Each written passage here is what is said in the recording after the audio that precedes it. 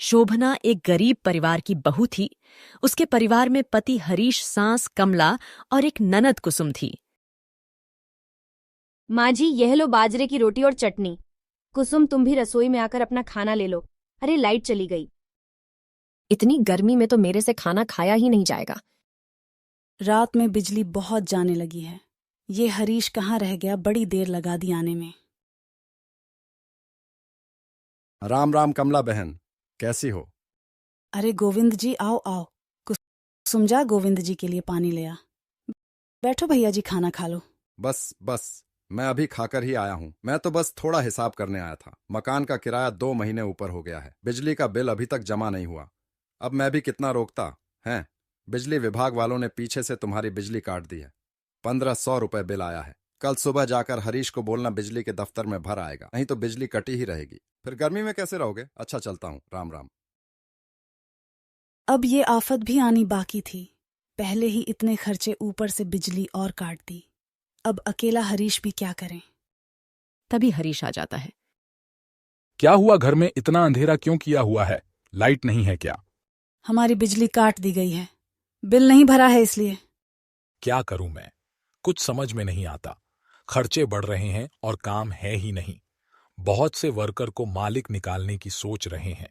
उनका काम इतना चल नहीं रहा है, इसलिए हम सबको चेतावनी दे दी है। यह महीने की तनख्वाह में से किराया गोविंद जी को दे देना। मैं कल बिजली का बिल जमा करता हुआ काम पर चला जाऊंगा। और ऐसा ही हुआ। इस बार तो हरीश ने किराया और बिजली का बिल दे दिया और उसके मालिक ने उसके जैसे बहुत सारे वर्कर को अचानक काम से निकाल दिया। अब जब तक नई नौकरी नहीं मिल जाती, दिमाग बहुत खराब रहेगा। माँ जी, मैं जरा बाजार होकर आती हूँ। घर में सब्जी खत्म हो रही है। सुनो, कुछ पैसे दे देते, आलू प्याज भी खत्म हो रहे हैं। ये 100 रुपए पड़े हैं। एक हफ्ता इसी से गुजारा करना। थोड़ा बचत करके चलो तुम सब। शोभना बाजार के लिए निकल गई। शोभना सब्जी खरीदकर घर लौट रही थी। अचानक उसे सड़क के किनारे पर एक नाली में गिरे एक छोटे से पिल्ले की रोने की आवाज आती है। हे भगवान, यह छोटा सा पिल्ला किसका है और यह नाली में कैसे गिर गया? रुको रुको, घबराओ नहीं, मैं अभी तुम्हें नाली में से बाहर निकलती हूँ। शोभना पिल्ले को नाली में से बाहर निकलती है। नाली में गिरने के कारण पिल्ले का शरीर बहुत गंदा हो गया था।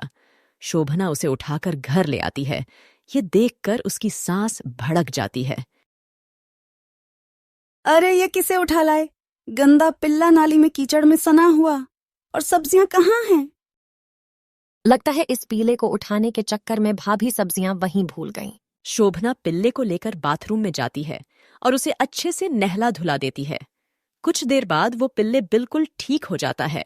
शोभना कटोरी में दूध डालकर पिल्ले को पिलाती है। उसकी सास का गुस्सा 7वें आसमान पर था। तू सब्जियों का थैला वहीं सड़क पर छोड़ आई, वो भी इस पिल्ले के चक्कर में। देख रहा है हरीश, यह बहू को सड़क का कुत्ता इतना प्यारा हो गया, इसके चक्कर में यह सब्जियां तक सड़क पर भूल आई है। शुभना, यह कैसी हरकत है? तुम्हें मैंने 100 रुपए देते हुए बोला था ना कि मेरे पास इतने पैसे नहीं हैं। फिर भी तुम नुकसान करके आई हो। कुछ तो सोचा करो। यह नाली में गिरा पड़ा था और इसकी हालत बहुत खराब थी, इसलिए मैं इसे जल्दी से घर ले आई। गलती हो गई, मैंने ध्यान नहीं दिया। मैं थैला वहीं भूल आई। शोभना से घर में सभी गुस्सा थे। अब छोटे से प्यारे कुत्ते के आ जाने के बाद शोभना उसे बहुत प्यार करती थी। वह उसे अपने हिस्से का खाना भी दे देती थी। जानवर तो अब फिर जानवर है, वह मनुष्यों की भावनाओं को पहचान देता है। शोभना उस बिल्ली का नाम टॉमी रखती है। टॉमी भी शोभना को बहुत प्यार करता था, पर शोभना की सास और ननद को टॉमी बिल्कुल भी पसंद नहीं था। हरीश को एक फैक्ट्री में काम मिल जाता है, पर उसकी तनख्वाह बहुत कम थी। क्या करूं मां? काम कहीं भी नहीं मिल रहा था। बड़ी मुश्किल से 7,000 रुपए महीने पर इस फैक्ट्री में काम मिला। अब खर्चा निकालने के लिए कुछ ना कुछ तो करना ही पड़ेगा। अरे खर्च पर कंट्रोल भी तो हो। पहले ही घर का खर्च निकालना बड़ा मुश्किल था, ऊपर से ये इस कुत्ते को पाल रही है। जब देखो इसे रोटी, दूध और ना जाने क्या क्या खिलाती पिलाती रहती है। शोभना, मैं कल ही इस कुत्ते को एक एनजीओ को दे रहा हूं। हम नहीं पाल सकते, हमारे बस का नहीं है। हम वैसे ही बहुत परेशान हैं। ऐसा मत कहो, मेरा टॉमी से बहुत लगाव हो गया है। यह भी हमारे घर का सदस्य है। देखो, यह आप सबको भी कितना प्यार करता है। शोभना, पागल मत बनो। जानवरों से इतना लगाव रखना अच्छी बात नहीं है। मैंने कह दिया सो कह दिया। मैं कल ही से एनजीओ में छोड़ आऊंगा। हरीश टॉमी को जानवरों की एक संस्था में छोड़ने की बात कर देता है, जिससे शोभना टॉमी के गले लगकर बहुत रोती है। मुझे माफ कर दो टॉमी, मैं तुम्हारा ख्याल नहीं रख पा रही। आज हमारे पास पैसे होते तो मैं तुम्हें हक से अपने पास रख लेती, फिर मैं तुम्हें कभी कहीं नहीं जाने देती।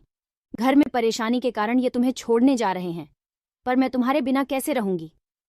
टॉमी, तुम मुझे बहुत प्यारे हो, पर मुंह गरीब के घर तुम कितने दिन रह लोगे।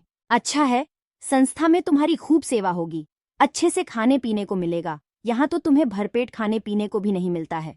टॉमी को प्यार करते हुए शोभना रोने लगती है। अचानक टॉमी शोभना की गोदी से उछलकर सड़क की ओर भाग जाता है। शोभना पकड़ने जाती है। रात का समय था। अंधेरी सड़क पर शोभना को टॉमी कहीं दिखाई नहीं दे रहा था। शोभना की आवाज सुनकर हरीश भी उसके पीछे जाता है। टॉमी, कहाँ हो टॉमी? ये कहाँ चला गया? कहीं भी दिखाई नहीं दे रहा है। शोभना, घर चलो। आधी रात के समय तुम अकेली सड़क पर एक कुत्ते के लिए पागल हो रही हो। अरे चला गया होगा। सड़क का कुत्ता ये ऐसे ही होते हैं। ऐसे मत कहो, जरूर टॉमी को हमारी कोई बात बुरी लगी है। चलो थोड़ा आगे चलकर देखते हैं ना।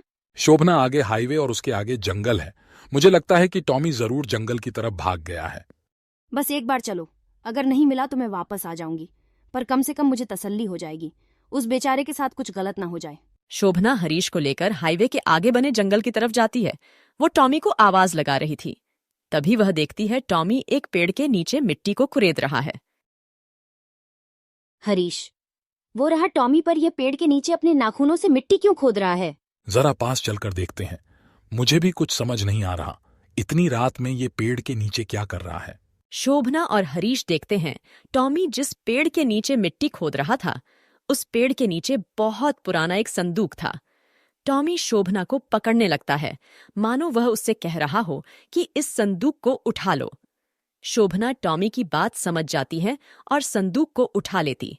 हरीश और शोभना संदूक को लेकर टॉमी के साथ घर आ जाते हैं। घर आकर हरीश संदूक को खोलकर देखता है तो वह हैरान रह जाता है। संदूक बहुत ही पुराने हीरे, जवाहरात और गहनों से भरा हुआ था। इतने हीरे, जवाहरात और गहने, यह तो कोई राजा महाराजा के जमाने का संदूक लगता है। इसका मतलब टॉमी हमें यही दिखाने के लिए ले गया था। शोभना आज एक जानवर का प्यार जीत गया। इसने तो हमारे जीवन के सारे दुख दूर कर दिए। मैं गलत था जो तुम्हारे और टॉमी के रिश्ते को समझ नहीं पाया। हमसे भी गलती हुई शोभना बहू। शायद भगवान ने तुम्हारी दयालुता का फल तुम्हें दिया है और आज तुम्हारे कारण हमारे परिवार में खुशियां आ गई हैं। सब टॉमी को बहुत प्यार करते हैं। शोभना टॉमी को गोद में उठा लेती है।